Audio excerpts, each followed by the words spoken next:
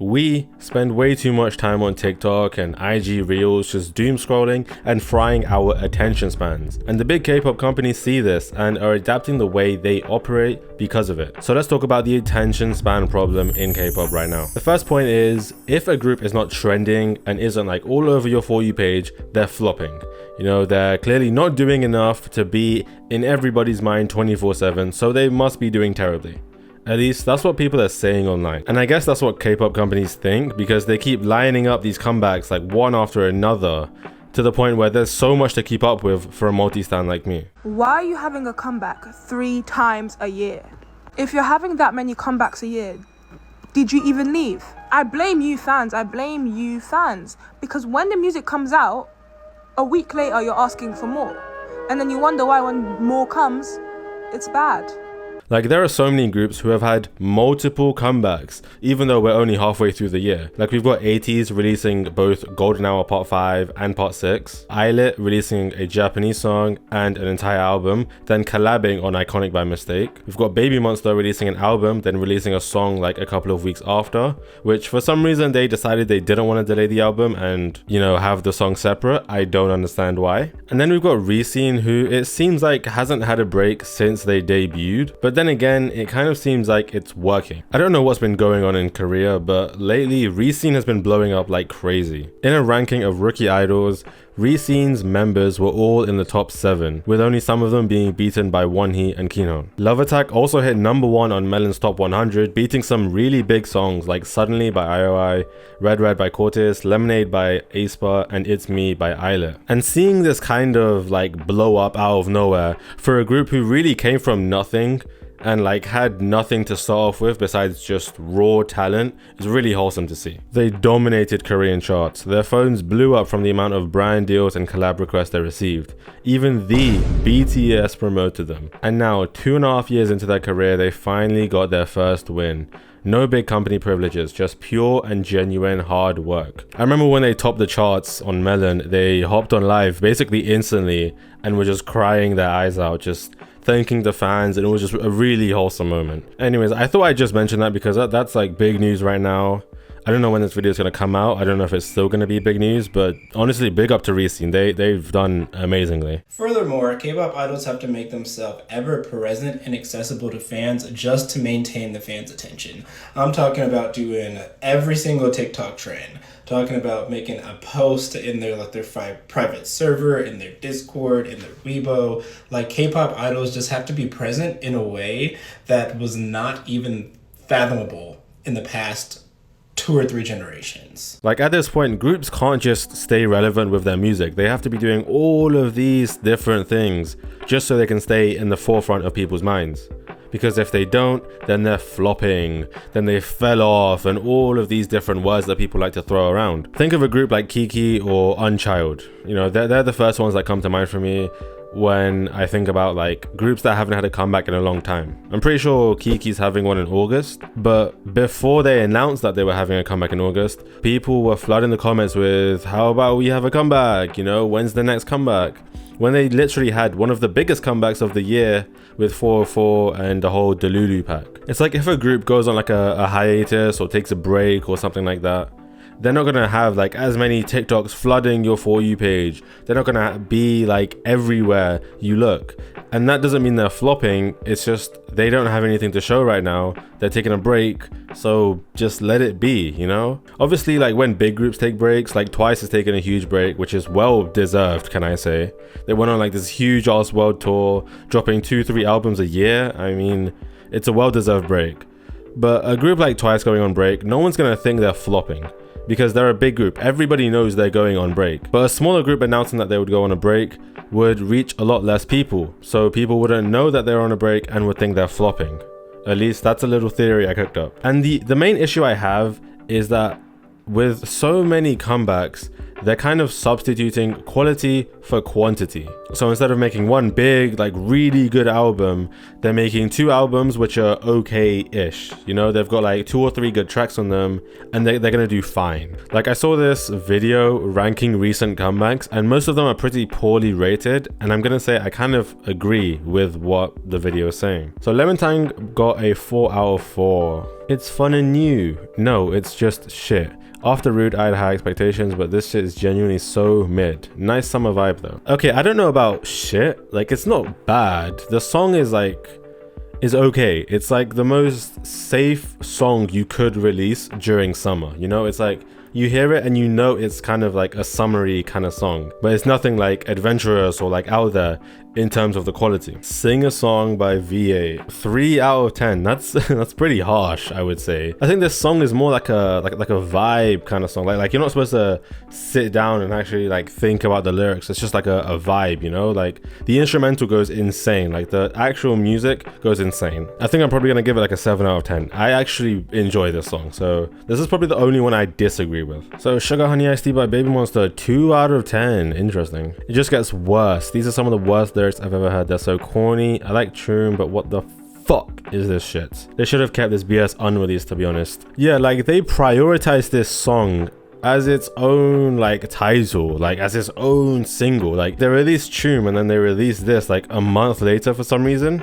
I don't understand why this wasn't just a B-side. I don't think it's good enough to be its own track, and I definitely don't think it's better than Choom. 2 out of 10 is a bit low though, but it's not like the best of songs. It's probably like a 4 out of 10. Okay, Do Your Dance by Rise, 5 out of 10. This one's better and fun, but why are we a kids rhyme? Yeah, I don't think I've ever liked a song which is like sampled from a fucking kids rhyme. Like Roll by aespa. That shit, 5 seconds into the song, I immediately skipped it. Roll my eyes, I'ma lose my mind. Okay, you can't start a song sampling fucking Itsy Bitsy Spider or whatever they did. Even Look at Me by All Day Project. I think it's got the same kind of vibe to it, right? It kind of sounds like a bit like a lullaby. Like it's not good. We need to stop doing this.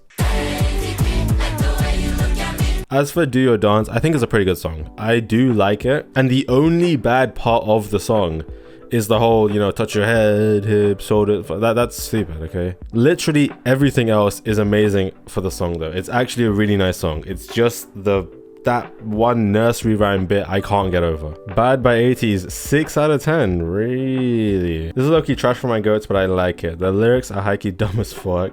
The beat is honestly the only thing saving it. I was speechless when I heard the chorus too though. Yeah, the chorus on this one's pretty rough. Just, she's so but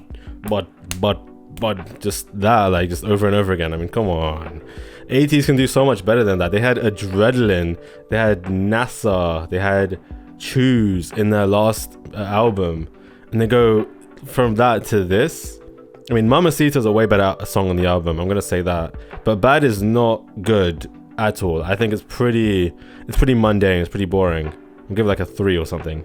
Mamacita's way better. It should have been the title track. I love that song, like, a lot. Another thing with this whole attention span thing is the way groups just change what they're doing in favor of the current trends.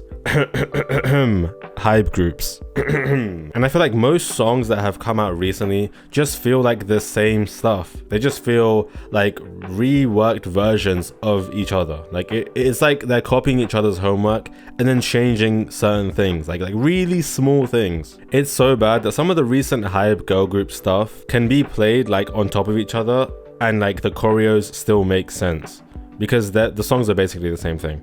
I know that might be confusing, just take a look at this.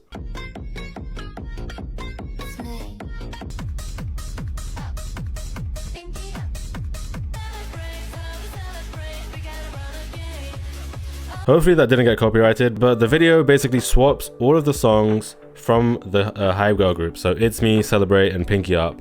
And the choreos still work perfectly. Now I know what you might be thinking. It's just because all of the songs have the same BPM, so of course the choreo's gonna work because that's how they're made. And there's a bunch of cases of this happening, like when Le Seraphim danced to Easy and Tiki Tiki syncs up perfectly with it. It looks so stupid, but it works so well.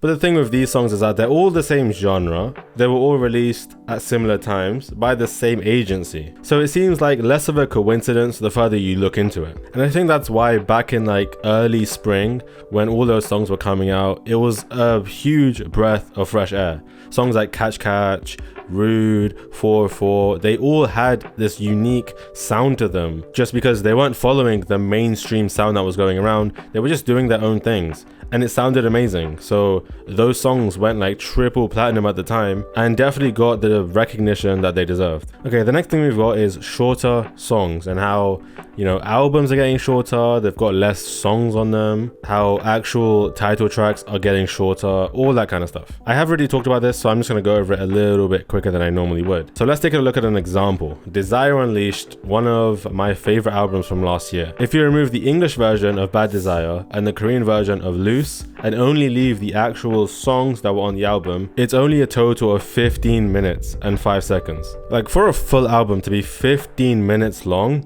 and it still be considered an actual album is crazy, because I'm sure there are like mini albums which are longer than this. Now don't get me wrong, I'm not saying that short songs are bad because they're short. I'm saying that this trend of short songs that the entire industry is going for is just making it really hard to like actually get into the song before it just ends. And I'm not sitting there at my playlist looking at the length of each song and like getting rid of songs which are like less than 3 minutes. Because I like some short songs. There are some really good ones out there. You know, songs like This Is For, like Outside by Enhypen. I think they're both great songs, but they're just really short, so it's hard to really get into. Moya by Jay Park and Longshot. That's like 4 minutes, and it feels like it goes on forever, and it's amazing. It's a good song, and I could really like properly vibe with it because it goes on for so long. Also, the reason why songs are getting shorter is kind of concerning. Like, because Spotify will count anything over 30 seconds as a stream and you don't get paid more for longer songs, artists are incentivized to make shorter music, which is exactly what's happening. So Spotify doesn't pay by how long you listen to the track for. As long as you listen to it for 30 seconds and get counted as one stream, the artist behind the song gets money, just a flat rate per stream, no matter how long you listen to it for. So they could release 50 songs, all 30 seconds long, and would get the same amount of money as 50 full-length, like actual songs. At the same time, album track listings are getting longer because it's better to cram in a bunch of short streams than a few long streams. And by cramming a lot of smaller songs on an album, instead of prioritizing less songs but longer songs, they can make a hell of a lot more money with each album. I guess this is why some mini albums have a lot more bangers than a lot of full-length albums. Like, most full-length albums just feel like they are padding for runtime. And I guess this also goes for like songs that are released in different languages or released with remixes. Like, I saw this one video the other day, I'm not sure if I'm gonna be able to pull it up, but it was like Your Birthday Month, Your Boombala remix, because there are just so many remixes for that damn song that you can make an entire video doing that. So what's the actual reason for why this whole attention span issue is this bad? You know, I mentioned TikTok and IG Reels in the beginning, and of course they have a part to play, but I feel like it's because songs can just be skipped. And the fact that you can play basically any song for free, pretty much. Like, back in the day, you would have to go to a store, buy an album, and listen to that front to back to get your money's worth. Now I can just go on Spotify, type in whatever the hell I want, and just listen to it start to finish with nothing. Like, I'm not committing anything to listening to the song, except for time. Like, when was the last time you really like sat down and listened to an album start to finish and like didn't skip through any songs, didn't skip to the next track, or didn't just listen to the title track and give an entire rating for the album off the title track? So from a company's point of view, they always want their artists to be at the forefront of your minds. And since you can listen to whatever, whenever, you could see whatever from whoever, all of this stuff, they need to line up releases like that. So they're always going to be talked about and they're always going to be on somebody's mind. And because there's just so much to focus on, it's hard to only focus on one thing without jumping from song to song or artist to artist. But that's all I have to say. Drop your opinions in the comments below. I'm kind of curious to see what you guys have to say. Like, comment, subscribe, do all that good stuff, and I'm gonna see you in the next one. Bye bye.